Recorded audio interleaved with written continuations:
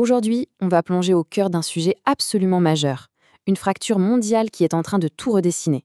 Les alliances, notre avenir, bref, la guerre de l'énergie, elle est bien là. Et ça nous amène à la question qui va vraiment guider toute notre discussion. Est-ce que le monde est en train de se couper en deux? Deux blocs énergétiques, avec des visions mais alors radicalement opposées pour le futur. Et il faut bien comprendre le contexte, parce qu'il est hyper important.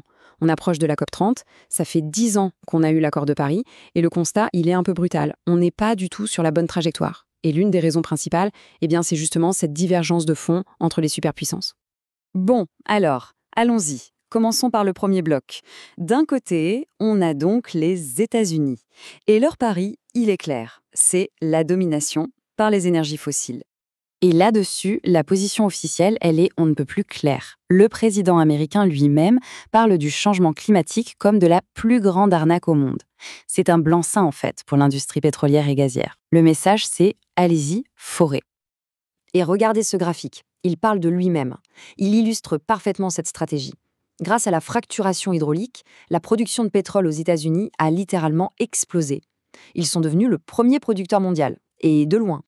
Ce qui est vraiment important de comprendre ici, c'est que ce n'est pas juste une question de politique du moment, un caprice. Non, c'est une véritable doctrine. Pour eux, les énergies fossiles, c'est la base de la puissance américaine. Et cette ligne, elle tient, peu importe qui est aux commandes à la Maison-Blanche. Bon, ça, c'est pour le premier côté. Maintenant, passons à l'autre bout du spectre. En face, on a la Chine qui fait tout l'inverse. Elle prend le contre-pied total et s'affiche comme le leader mondial de la transition énergétique. Là où les Américains parlent d'arnaque, le président Xi Jinping, lui, parle de tenir le bon cap. Le cap d'un avenir qu'il décrit comme vert et bas carbone. On est vraiment sur deux discours radicalement différents. Et attention, ce ne sont pas juste des paroles en l'air, loin de là. Regardez un peu ce graphique. C'est juste colossal. L'échelle du déploiement solaire en Chine est ahurissante. Ça rend les efforts de l'Europe et des États-Unis presque dérisoires en comparaison. Et comment ils ont fait ça? C'est une stratégie d'État massive, planifiée, qui repose sur 3 piliers. C'est simple. Les panneaux photovoltaïques, les batteries pour stocker l'énergie et bien sûr les véhicules électriques. En gros, ils ont mis la main sur toute la chaîne de valeur de la tech verte. Alors, la grande question, c'est pourquoi? Pourquoi ces deux géants partent dans des directions si opposées? La réponse est vraiment passionnante et en fait, elle est profondément ancrée dans leur modèle de société respectif. Oui, et pour comprendre ça, il y a une analyse de Dang Wang qui est super intéressante. Il dit que la Chine, c'est un État ingénieur, c'est-à-dire que ses dirigeants sont des ingénieurs et ils gèrent le pays comme un immense projet technique. L'avantage, c'est que ça va très très vite. De l'autre côté, on a les États-Unis, une société de juristes. Là, ce sont les avocats qui sont aux manettes. La conséquence, tout est plus lent, chaque projet peut être bloqué, contesté en justice. Ça a un avantage, ça évite les politiques trop extrêmes, mais le gros inconvénient, c'est cette quasi-incapacité à construire vite et à grande échelle.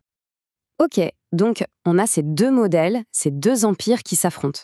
Mais en quoi ça nous concerne nous? Tout simplement parce que le reste du monde, et surtout l'Europe, se retrouve coincé au milieu, littéralement pris en tenaille.